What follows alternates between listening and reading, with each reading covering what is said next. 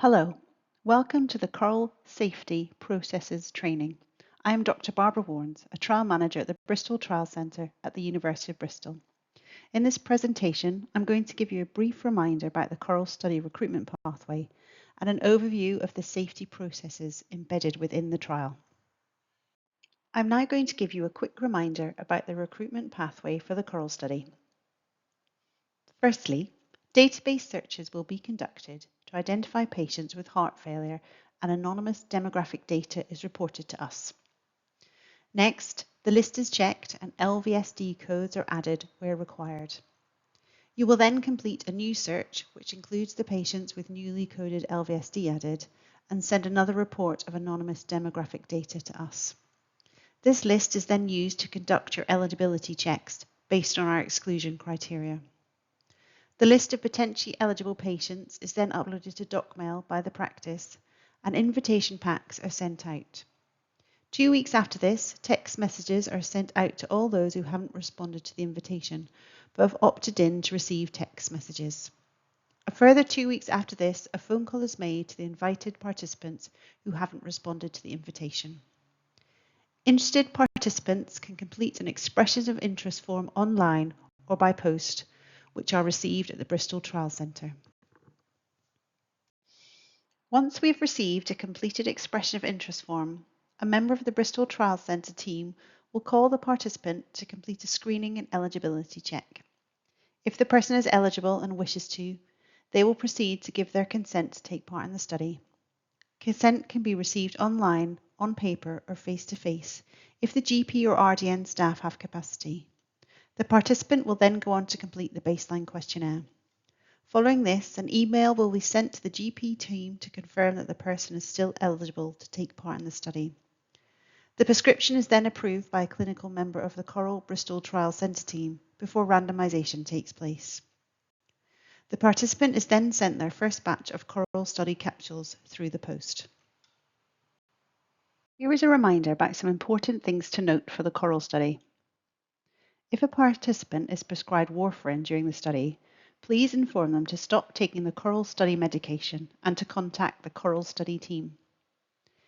If a participant is on hypertensive, please ensure that the standard monitoring of blood pressure takes place and report any changes of concern to the Coral study team. Finally, participants who become pregnant will be asked to stop taking the study medication immediately.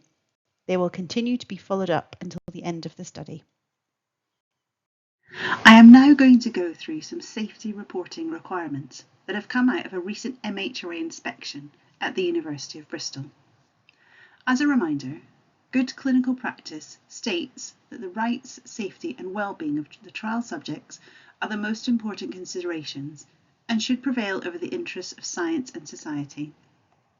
There are two reasons to report safety events in trials. The first one is to collect data to report on outcomes, and the second is for the MHRA reporting requirements. Safety events are defined as any untoward medical occurrences that represent a change in a clinical condition. And as a principal investigator on the Coral study, you must have full oversight of the safety of the patients who are taking part in the study. The Coral study team hear about safety events in a number of ways. First are our follow-up questionnaires at 3, 6, 9 and 12 months post-randomisation.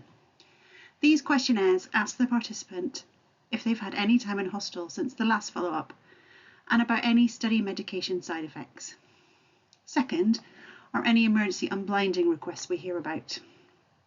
We may also hear about safety events from study participants or family members to the Coral study team. The trial participant card, which is sent with every delivery of IMP, contains contact details and instructions for reporting safety event. For example, if our participant is hospitalised or dies. Finally, we may hear from you, the GP team, if the participant presents at your surgery. To keep you informed, we will send you a letter when one of your patients consents to take part in the study. This is a letter that was previously approved as part of our initial ethics application. This letter has some actions for you to do, including filing the letter in your patient's medical record, adding alerts to notify GPs that they are potentially taking coenzyme Q10, and adding coenzyme Q10 as an externally issued medication. To keep you informed about your patients, we will also send you a number of email alerts at different points during the study. These will include whenever a prescription has been authorised or dispatched, if there is a change in participation status, for example, if the patient decides to stop taking the medication or withdraws their consent, and if we find out about a safety event. For each of these emails, you must save a copy in the relevant person's medical record. We may need more information from you about a safety event, but we will let you know if this is the case. You will obviously become aware of safety events when your patient presents at the surgery. However, we are also asking PIs to complete regular reviews of the patients who are taking part in Coral to check for any unreported safety events. We have suggested a monthly review. We expect each surgery to recruit around 15 participants and follow-up is for 12 months. These reviews may be supported by an administrator at your practice as long as the PI is the one to assess the events. In the instance that you become aware of any untoward medical occurrence that represents a change in a clinical condition, the PI must first record the assessment of the event in the medical notes.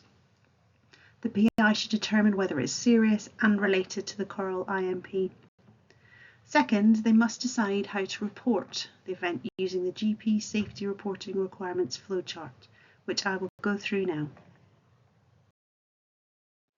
This is a copy of the GP Safety Reporting flowchart, which is also available in the study handbook. The flowchart and countdown start when the PI is made aware of an adverse event. The first step is for the PI to decide whether the event is serious, i.e. it meets any of the criteria here on the right. Serious events result in death, are life-threatening, require hospitalization or prolong an existing hospitalization, result in disability or incapacity, or consist of a congenital anomaly or birth defect. The next decision is whether the event is causally linked, in other words, related to the IMP. There are 5 categories for relatedness. If the PI or delegated clinician deems the event to be possibly, probably, or definitely related to IMP, this means that the event is an adverse reaction. Reporting requirements depend on the category of the event. If the event is both serious and possibly, probably, or definitely related to the IMP, this is a serious adverse reaction. These events must be reported to UHBW via email and the Coral study team using the UHBW Safety Initial Report form within 24 hours of the PI becoming aware of the event. Serious adverse events or adverse reactions should be reported to the Coral study team via email using the GP safety reporting form as soon as possible after you become aware of the event. Adverse events do not need reporting to us. Importantly, for all events, you should document in the medical records your record of assessment and the action that was undertaken. Forms can be found on the Coral website, and the link and the password are shown on screen. To summarise the safety reporting requirements, we ask you to complete the actions in the letters and emails that are sent to you. If we hear about a safety event and we need more information from you, we will let you know. We're asking you to complete regular checks of medical records of your randomised patients. For example, once a month to look for unreported safety events. We're also asking you to record your assessment of any safety events in the medical records and to follow safety reporting procedures in the study handbook to determine how to report any safety events. Thank you for listening to this training. Please record that you have watched this training on the Microsoft form that was emailed to you. If you have any questions, please contact us using the email address or telephone number on the screen. Thank you for listening.